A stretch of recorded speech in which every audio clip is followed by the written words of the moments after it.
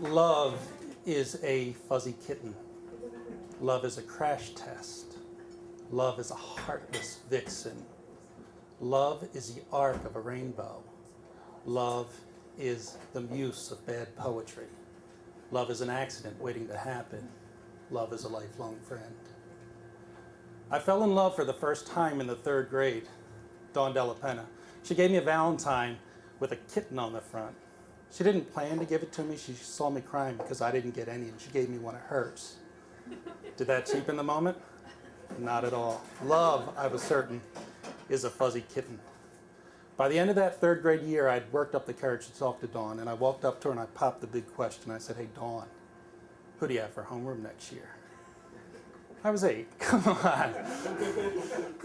But I remember her answer like it was yesterday. She said, "It doesn't matter. I'm moving to Washington."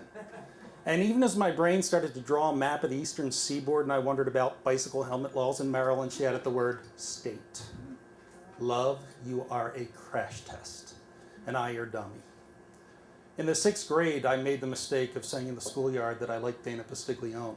She kicked me in the shins really hard. To compensate, I started playing the fool, and by high school, I was clearly established as a class clown. Problem was, every girl I asked on a date laughed because she thought I was kidding, or laughed because she pretended to think I was kidding.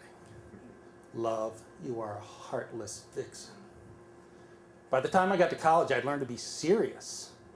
I was like a kid with a new toy, right? And I got to know love in its full spectrum, from its innocent beginnings to its inevitable ending. We both knew it had to end. It was the right thing to do. I walked to her dorm room for that set purpose. But before we did, we sat together and we watched the Villanova men's basketball team win the 1985 national championship. We cheered, we hugged, we high-fived, and then we broke up. Love, you are the arc of a rainbow in gentle descent, not unlike Hal Jensen's jump shot with 2 minutes and 14 seconds remaining. After college, I was in this on-again, off-again kind of thing, and at one of the off-again points, I was inspired to write the following. At the wedding we danced, entranced, eyes aglow, they showed how you truly feel, but in between the song and the kiss, we miss what's really going on. Now in your doubt, you pout, we cannot work it out when still it's out of reach. And I wonder how you feel when you hear your own voice say, I want to catch the bride's bouquet, when still, love, you are the muse of bad poetry. I gave up on love. If love wanted to find me, she knew where I lived.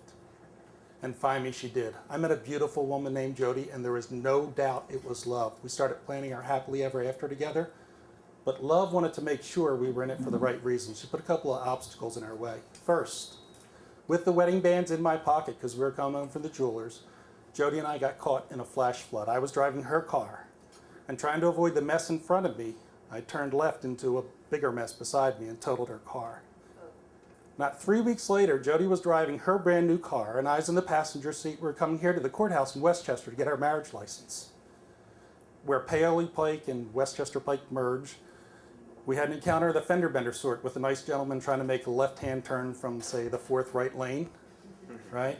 To this day, Jody and I hold the record as the most bitter-looking couple to ever seek marriage in Chester County. Love, you are an accident waiting to happen.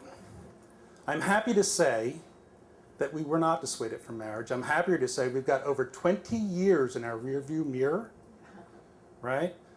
And I could talk for another hour about those 20 years, but I won't. I will simply end by saying, love, you are a lifelong friend. Thank you.